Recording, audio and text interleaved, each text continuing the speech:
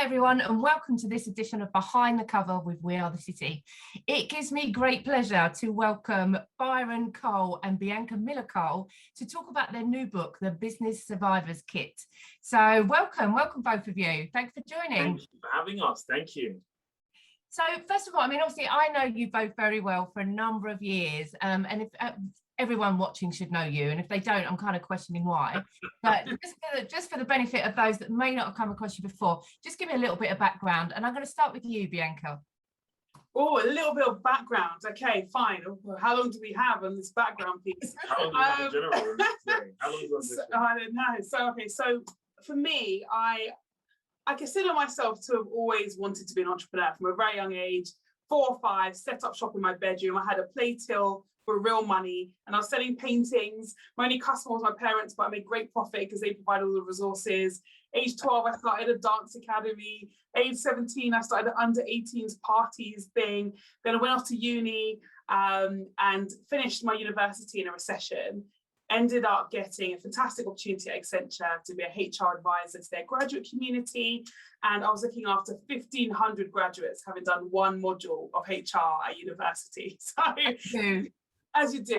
So steep learning curve, but also an amazing opportunity to be part of such a fantastic organization and just really understand what it's like to be a small part of such a big kind of dynamic place. But whilst there, I had this opportunity to help the graduates with their personal brand. So someone in the senior management team said, our grads, they're amazing, they're academically very smart, but they're not great at personal branding. So they don't always turn up to work dressed the most appropriately. They're not always great at advocating for us on client site. They're not networking very well. They're not getting the promotion opportunities. What do we do? So I started doing personal branding sessions with them, scored the highest they'd ever had in their inductions, and thought, oh, I quite like this talking on stage stuff. Quite like talking and helping people. To make that thing.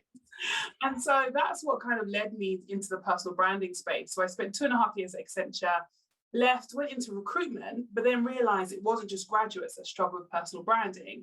There were people of all ages who struggled to articulate what they do, why they do it, and how they do it on and offline. And some who just had a terrible LinkedIn presence or no online presence and useless CVs and all sorts. And that's what really got me on the path to starting my first business. So that's the B Group. We do personal branding, training, consultancy. We work with a variety of amazing organizations. So American Express, HSBC, Accenture, EY, Deloitte, and so on. Then if I fast forward 2 years, I went on The Apprentice, came second, pitched this idea to redefine nude hosiery, didn't win, decided to do it anyway. So that resulted in my brand, Bianca Miller London. Then 2 years later, everything seems to be every 2 years, we wrote our first, here's the thing, we wrote our first book, Self-Made, Definitive Guide to Business Startup Success, really because I've been traveling around doing keynote speeches about what it's like to be in business, to be a woman in business, to start a personal brand and so on. And one year I was headline speaker at this expo, and afterwards there was a queue for 2.5 hours of people saying pretty much the same questions. How did you do it? How do I do it? What do I do? How do I market? How do I sell? Who do I sell to? And Byron was there with me at this expo, and he's helping me with this queue. On the journey home, we're like, there must be a book out there that helps with this, right? There must be something. And we looked around, and there were books, of course, but they were great at motivation. Like, you could do it, go and do it, but just didn't tell you how. So our first book to kind of give the how, that was in our mentoring community. And then I think maybe 3 years later, maybe it's 3, not 2 this time. 3 to 4 3 or 4 years later, we came up with our current book that's coming out this month. So that's kind of my journey with I remember when Bianca was at the B Group, and then we met again because I was on The Apprentice as part of a focus group. So I've watched your journey and it's incredible. So great synopsis. You've crammed a hell of a lot in a small period of time that has kind of been going on for years. But Byron, yes, they say behind every good woman is a strong man. Is that true? Absolutely. But and likewise, you know.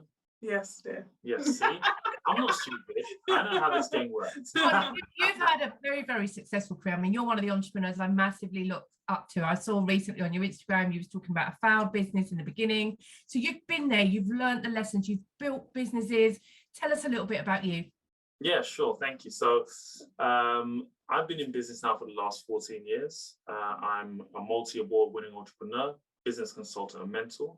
But if I take you back a little bit to talk about my journey, I guess success wasn't in the design in the beginning, if you look at it that way, right? So I grew up in one of the largest council estates in Europe, in let's say, an unsavory environment that you perhaps wouldn't want for anybody.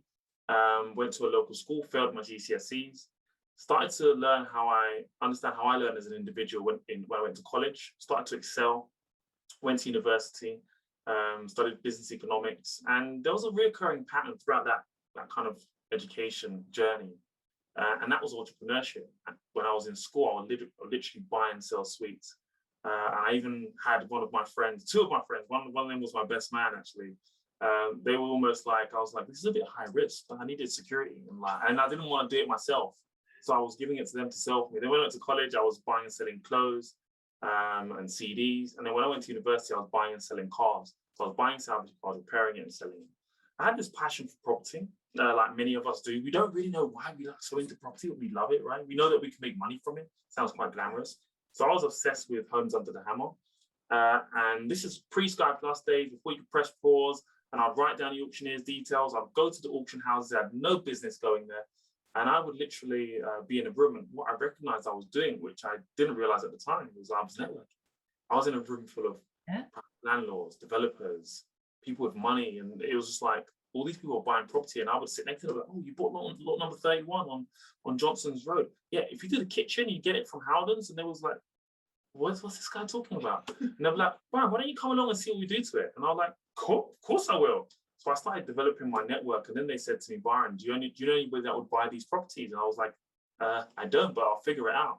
So I started hanging out in Waldorf, Lanesborough, Hilton, all these fine, the hotels. I didn't know where to meet people. My network wasn't that extensive to have people that was buying property. So I was started hanging out in all these places, because that's where I thought that's where people with money would be.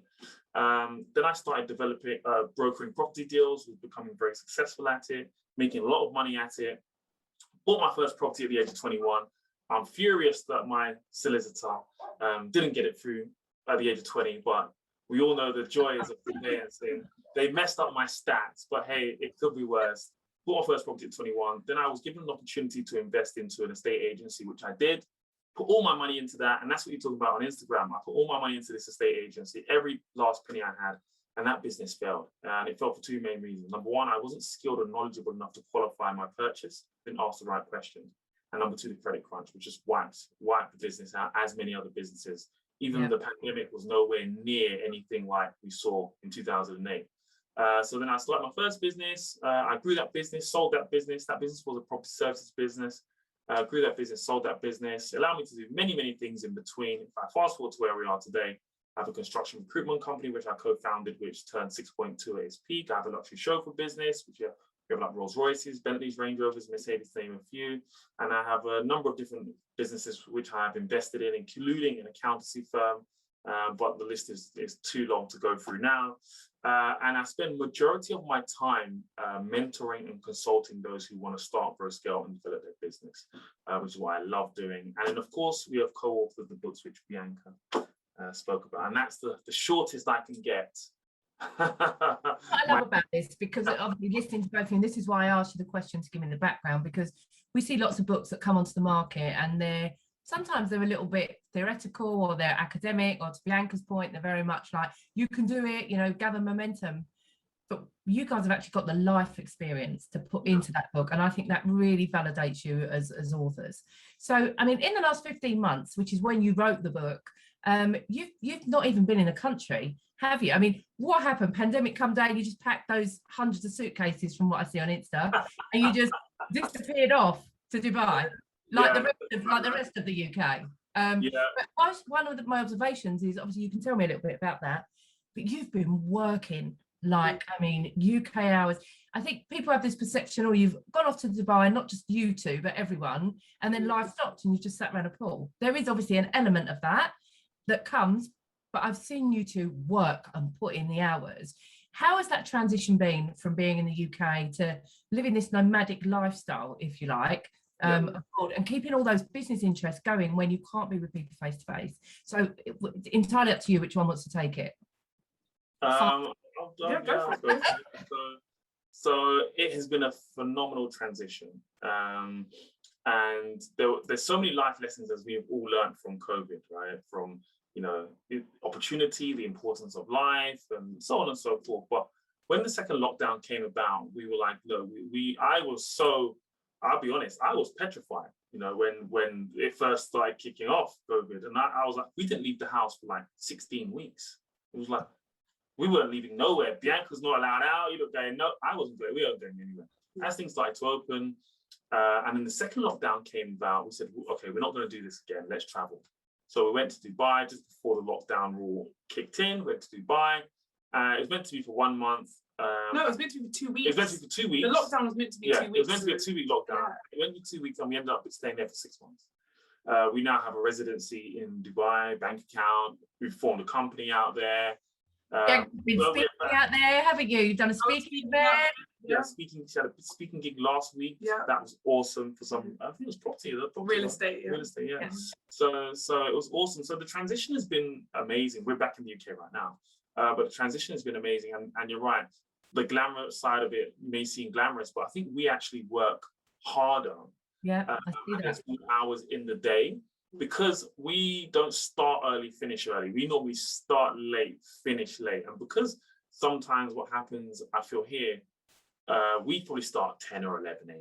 our working day. But because we're 3 hours ahead over there, by the time we get up and actually start working, our team are just starting and they've got a whole list of things to do. So that alone speeds things up by 2 or 3 days at the very least. Things move so much quicker. But as well, like just simple things, right, that I think we sometimes overlook. Because we live in the UK, live in London, to have a meeting with anybody is at least a 45-minute journey to an hour and a half, depending on wherever you are, right? So that's 3 hours potentially to travel. Like if we were meeting today, by the time we meet in the middle somewhere, it's 3-hour round trip plus parking plus the meeting. That's 4 hours. So by being away, we don't have any meetings. We now do everything online. So it's just pushed us, and COVID has shown us that. So I think it showed a lot of people that there is another way. I mean, and I hear you around the time zone. When I used to work in India, when I got up in the morning, the UK weren't even online. By the time they come online, I'd done a day's work. And I could have those little rest periods. So you actually wrote the book while you was away, didn't you? We actually wrote the book in the UK. It was when we think about this timeline during the first lockdown, we've been writing this book for the best part of 3 years. Yeah, something like it's 2 years. 2 years. And how does that work? What is it? I mean, I'm really interested. I'm sure that everyone wants to be interested. What is it that do you split the chapters? You're going to write this one and I'm going to edit it, or you'll write that one and you edit it? Is that it? So when I know the copy's on the way to you, but literally it's 10 chapters. We split them 50-50. And we said, okay, we're going to concentrate on that based on your area of expertise or your knowledge. And then we both chip into each other's chapters where we have stories or ideas that we like to share. And I think by doing that, it just makes the whole writing process so much easier. So that's what it worked the first time. And it shows the strength of your relationship as a couple, because if Stuart and I mean, obviously Stuart and I are a working couple as well, but if I so much as critique one of his designs, we're having full fight pulling hair, right? So it's really interesting how, look, for example, Byron, you can edit Bianca's chapter and you don't have a problem with that, and vice versa. Or are we going to be really transparent? Has there been any hair pulling going on? When you didn't agree? And we have a rule. We have a rule normally. It's if it's a one-man or one-woman job, it's a one-man or one-woman job in everything. So sometimes you may see an email correspondence, Bianca just responds or I just respond. We try and keep it like that. Same thing with the book. So we choose the chapters based on our strengths and experiences. So like personal branding or anything like that, Bianca will deal with. I love talking about goal setting. I teach goal setting, so I talk about that. And then we just add to the other person's chapter.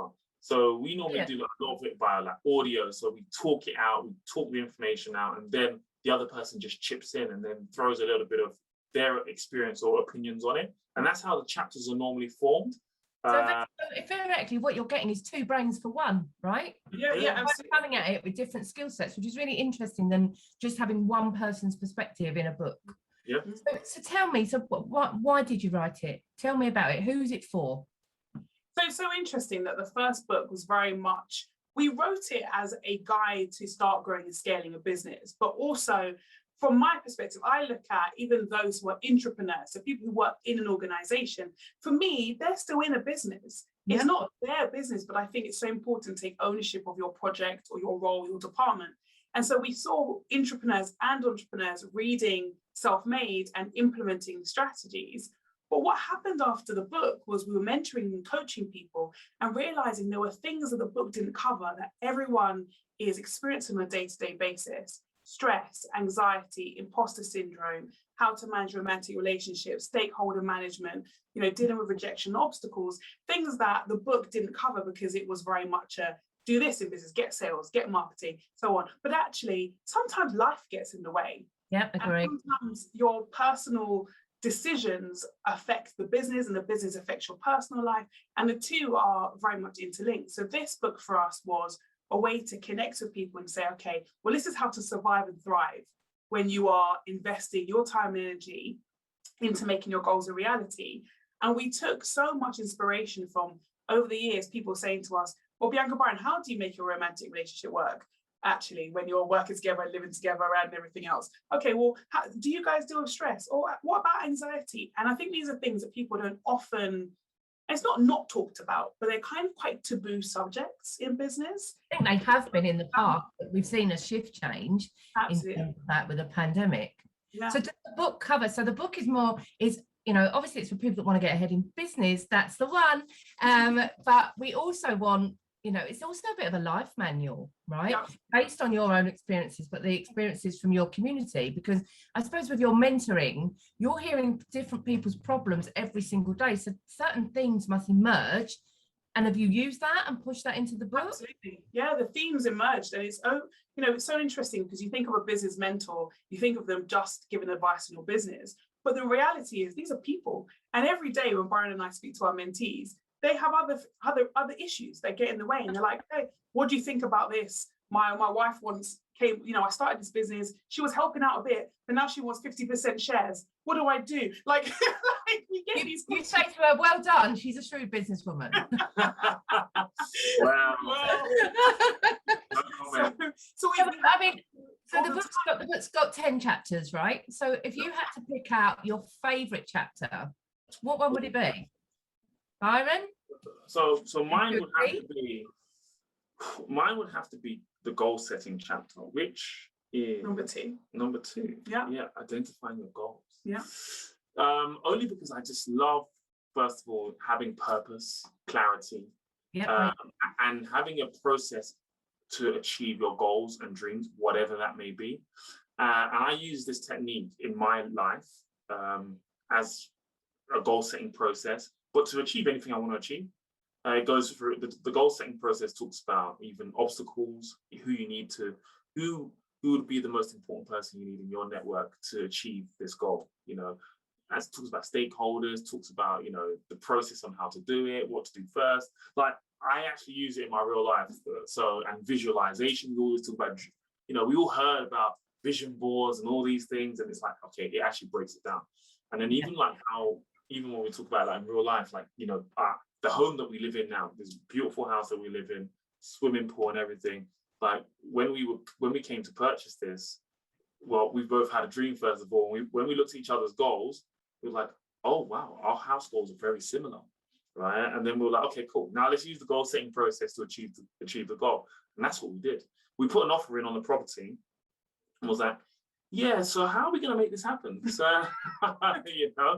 So but I'm with you on the goal setting, and I've always been a fan of that because you have to put structure around what you want to achieve, right? And you have to have that vision, and you've both had that vision. I think it just, the thing that fascinates me about you both, and again, I kind of see this in Stuart and I's early life. I think, when we've got other things, because we're a bit older than you, that kind of come and get in the way and slow you down a little bit. But just that passion and that drive and determination that, even when you was talking earlier on, I've got this vision of, you selling your sweets and you doing your dance school. And I was thinking, God, imagine if you met when you were 5. Where would you be now, like perfect couple. So it's the same question to you. What's your favourite chapter in the book? It's a tough one because I look at it and I think it's between chapter 5, which is overcoming imposter syndrome and self-limiting beliefs, and chapter 8, keeping your love life. And I'll explain why, right? Because I think chapter 5, for me, I meet people so often who are experts. They're amazing at what they do, but they have so much issue with imposter syndrome and self-limiting beliefs that is stopping them from achieving what they Getting their own way. Yeah. And so I think for me, that chapter is so tangible because we've got active steps to, okay, are you having an imposter syndrome thing right now? Yeah. Or actually, are you really great at your job and you're just not giving yourself the credit you deserve, or great at your business? So I think that is a really tangible chapter for me, whether you're an entrepreneur or intrapreneur. I think that chapter is amazing. But then keeping your love life, I think it's quite interesting because I think I had an interview the other day with a journalist who said, well, this is the first business book I've ever read that had a chapter on romance and intimacy and stuff. And I think it's so interesting because we all take for granted, or we don't want to talk about the fact that your home life has a huge impact on your career and business success. Of course. Who you decide to be in a relationship with, how that relationship works, how you communicate your vision and goals together, and how you go at executing it is instrumental in your success. And I think we just don't talk about it enough. I think people are not open to say, actually, what do I do? How do I do it? And there's been a number of books that have kind of said about choosing your partner well. Has your mum read that chapter? Not yet, no. There's something on Instagram about it, and she read it, and she was like, a whole chapter? Like, how many pages of this do I need to avoid? It'll be fine, Mum. Don't worry She about hasn't it. seen the book yet. She hasn't, bless her. Yeah. Oh, bless. But I mean, I think that's really interesting because that relationship piece is so key. You know, if you think about two people, one of them perhaps, you know, a little bit sleepy, doesn't have those goals, doesn't have that drive. I mean, even I think when I first met Stuart might have been a little bit like that, but I soon dragged him kind of kicking and screaming. And then we both kind of had that drive. So I think that's really important, the partner that you're with, because it's your partnerships that bring out the best in who you are. And to your point around that imposter syndrome, to have someone when you are feeling like that, or you do have that self-limiting belief, I expect the both of you, if you ever have that feeling, which I'm sure you do, you're only human, just having that person to bounce it off of and just have someone to say to you, no, you have, you know, you shouldn't have these beliefs because you're brilliant at what you do, and just giving you that confidence. So the book hopefully does this to the reader, right? Absolutely. I mean, just to your point about the kind of the romance element, it's sometimes you're at different stages. And I think that's the important thing to know, that it's okay. But we talk about it being a relay, not a race in a relationship, right? And as you say, there's sometimes a person who's super ambitious and so on. There's someone who maybe isn't as ambitious or has different goals, but it's how do you balance that and make it work? And in the chapter, we talk about the person who comes home one day and says, I'm going to leave my job and start a business. And that happens all the time. What do you do when that happens? I think it's an important discussion that we're just not often, you know, having. Byron, you probably could have as I say, I coming from that couple as well. Stuart just calls it a roller coaster, this roller coaster of life with someone that makes decisions and then just decides just to do them. So, but then again, how do you achieve things in life if you don't take risk, right? Absolutely. What's the worst that could happen? And I always ask myself that question. So what would you like, you know, if you know, we write books and we put them out there in the ether and people read them and get inspired and make what they will. What would be a great, if someone come back to you in a year's time and said, I read your book and this is the impact it had. Tell me what, you know, what's that story? Yeah, so I guess I've kind of experienced partially this already from the first book. And effectively the answer in both cases are, first of all, people have taken a leap of faith, whether that be to get a better job or whether that be to start their business or their side hustle. But see, one of the things especially that I like about mentoring is when you see that journey and hear about that journey. Okay, we came on your course and we did this. Oh, I read your book, and because of your book, we did this and did that, and that's phenomenal. We get messages all the time that I read your book, and that's the reason why I started. And even online, like on Instagram and stuff, it's like, you know, based on what you said, I managed to get my first property and blah blah blah. Like these are it's like real life, like things. All the nuggets that we're giving are like things that affect real people, real life, and that's what I love to see. And again, this book is going to be the same. I've got no doubt people are going to be like, oh my God, I read your book. It changed the way my relationship was, or you know, because I think sometimes, especially like relationships, it's one of those things, it's hard work, you know, and it's what happens when the man earns more than the woman or the woman earns more than the man and all these different types of things. It talks about all these difficult things, right? So I guess that for me, it will be just, again, you know, seeing people take action on their dreams and achieving their dreams, essentially. I agree. But yeah. It's not a coffee table book. All I would say, it's not a coffee table book. We love seeing people with post-it notes and clippings and you know, just use it. It's not meant to be there just to be read and put down. Actually think, okay, what steps and changes can I make as a result? And I would encourage everyone just to reach out. Tell us what thing you implemented, what you changed, or what you learned as a result. That's kind of. I think that's a wonderful thing, because I mean, you can get the book on pre-order. We can talk about that in a minute. But you know, sometimes as authors, just to have that little feedback, to know that the nights you spent sweating over a chapter, and the book sausage machine is a long one, right? So you know, to make sure that the book's out there, and if it's had an impact on you, you know, just to drop them a note, it does mean a lot. So just quickly, I want to talk about the mentoring program, because I mean, all of this stuff goes hand in hand. So used to, you know, obviously you're helping other people grow their businesses, find the confidence that they need. And I know some of your mentors, mentees, and I see them on Instagram and just watching them grow. So I think it's incredible what you've done. And there's lots of different mentoring schemes popping up, but I'm waiting for tangible impact, but I actually see it with yours. So tell me a little bit about that, because there could be some people in our community that want to kind of get involved. Yeah, sure. So when we first started the mentoring program off of the success really of the first book, people read it and said, we love the book, it's like a pocket mentor, but actually I want a real mentor. I need you to help me with my business. So we started this program thinking it would be 6 months of giving tangible insights, and that will be it. And then the first cohort after month 5 said, we're not leaving. What are you going to do? So we actually. And I've just to add to that, the first couple of months of sessions, we'll do it once a month on a Saturday in central London, in a room. It was a tiny room. It fitted what? 8 people? 8 people. And go ahead. And then we ended up in a room. We ended up taking all the walls down. We had about 100 people in a room every first Saturday of the month. But anyway, so the sessions are the first Saturday of every month, and we cover a variety of different topics that I think people just need to know more about in order to get the support they need for their business. So personal brand, company brand, search engine optimization, how to make their website work for them, social media for sales, LinkedIn strategy, trademark and brand protection. So a variety of different topics and much more. Yes, much more. And then they have one-to-ones with us as well. So they get the group training and the community of like-minded people, which I think is often missing when you start a business. Right. You can be so lonely. So you get that group, you know, training, and then you get the one-to-ones with myself or Byron, a mixture of the two.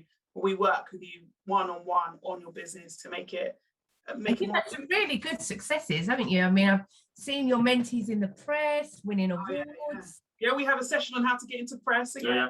We've had billboards, we've had press, we've had people come up with new books, and you know, one of the mentees did in our scholarship program, in fact, 3 months in, did £20,000 net profit.